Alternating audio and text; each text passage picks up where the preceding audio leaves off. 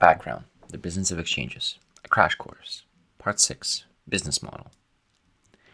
As you have seen throughout the series, I'm a big believer in using analogies to better understand complex concepts.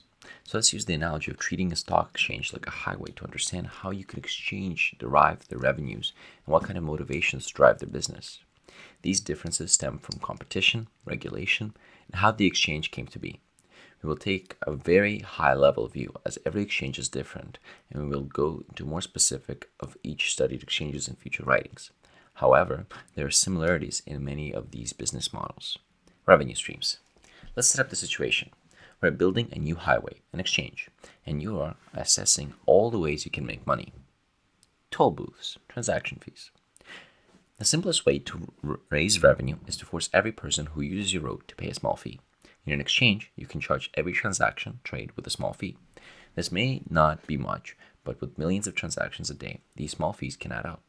Annual access permits, listing fees. Many businesses want to use your roads to transport goods. You charge them an annual subscription fee. This is a fee in exchange would be a listing fee that adds a company's stock to be traded on.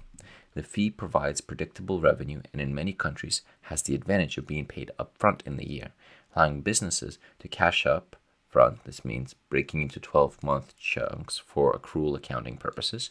However, in the cash purposes, they get it up front. This gives businesses flexibility and even allows some of them to use the cash to earn interest or put it back into their business. Observation decks, market data services. Along our route, there are many points of interest, and we build observatory decks.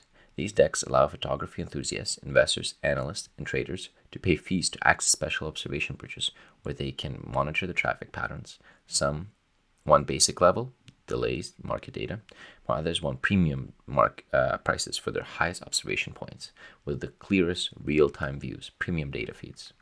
Traffic monitoring system, advanced data analytics. As our highway is getting more popular, we realize we can provide valuable traffic information, so we install cameras along the route. This allows us to sell data about how many cars pass, their colors, speed, patterns. This information is incredibly valuable to city planners and businesses, brokers and institutional investors. We package them and sell this analytical data, creating another revenue stream without adding more cars to the road. Similarly, for exchanges, we get paid a lot to package and send this information. Shortcut services, technical services. At strategic points, we build special shortcuts, like boat ferries that bypass congestion section. These technical services help certain travelers reach their destination faster for an additional fee. In an exchange, these represent the technology's solutions, co-location services, and specialized routing options that sophisticated market participants will gladly pay for to gain efficiency. One example could be selling server space next to your servers, allowing certain clients faster execution. Rest areas and service stations. The ancillary services. Along our highway, we've developed convenient service areas offering additional amenities to travelers such as tow trucks for broken trucks, small stores, picnic areas, and viewpoints. For exchanges, these represent clearing services, corporate solutions, and consulting offerings that complement our core business. It's not a requirement for the exchanges to run, but it's a competitive advantage to make it a more preferable choice over other exchanges. Our mode analysis. Now, these amazing exchanges sound fantastic, but what's stopping you from starting your own? You might have even heard that big banks are attempting to build another American exchange in Texas. Therefore, why can't you build your own exchange and let all the money roll in? There are many factors that prove to be a challenge when turning your exchange into a reality.